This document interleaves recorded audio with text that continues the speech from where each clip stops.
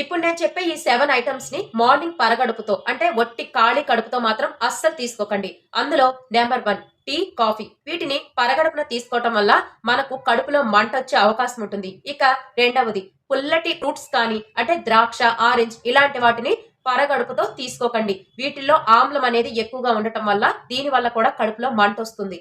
ఇంకా number 3 sugar పదార్థాలను కూడా పరగడుపున తీసుకోకండి. దీనివల్ల ఇన్సులిన్ అనేది ఒక్కసారిగా బాగా రిలీజ్ అయిపోతుంది. దీనివల్ల చాలా ఇబ్బంది పడతారు. ఇంకా నెంబర్ 4 బనానా కూడా పరగడుపున తీసుకోకూడదండి. బనానాలో మెగ్నీషియం అనేది ఎక్కువగా ఉంటుంది. దీనివల్ల షుగర్ లెవెల్స్ అనేవి హెచ్చు తగ్గులుగా ఉంటాయి. ఇక ఐదవది ఆల్కహాల్ ని అస్సలు తీసుకోకండి. దీనివల్ల శరీరంలో చాలా నష్టాలు జరుగుతాయి.